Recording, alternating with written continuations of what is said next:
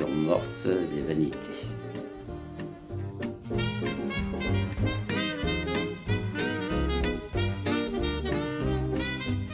J'ai choisi de présenter une série de photographies accompagnées d'installations. Bon, puis complétées aussi par des œuvres créées à partir de pâtes de pain.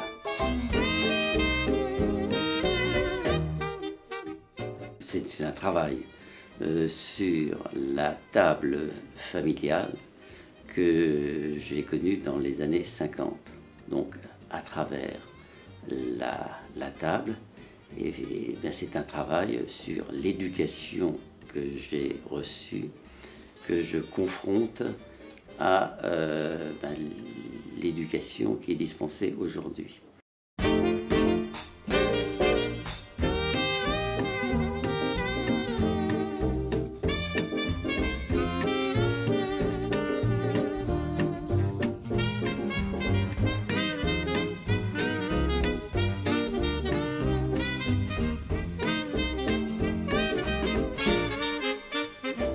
Cesse de faire le Jacques, ce qui veut dire cesse de faire l'imbécile.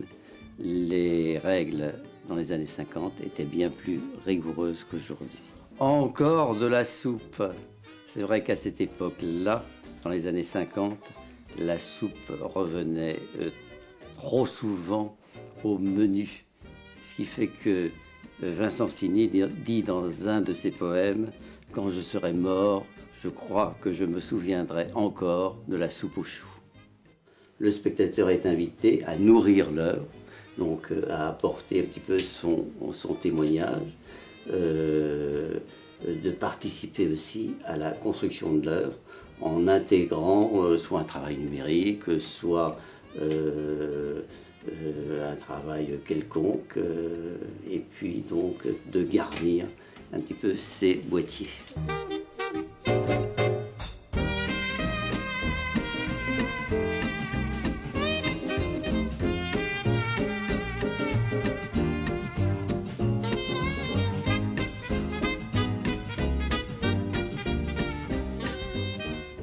Pour moi, la technique n'a pas beaucoup d'importance. On pourrait peut-être plutôt faire valoir l'idée de démarche. Bon. Si je choisis le pain comme matériau, c'est parce que c'est chargé de symboles. C'est un matériau que l'on peut considérer comme sacré. Bon, c'est un matériau aussi que l'on peut considérer comme éphémère.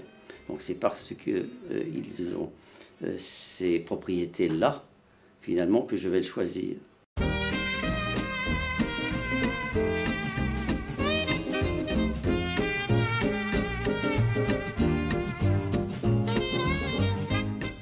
Je suis inspiré par l'histoire de l'art. Donc je ne vais pas citer un peintre en référence, mais il y aurait quand même finalement quelqu'un qui est un peu à l'origine de toutes mes démarches, c'est Jean Dubuffet.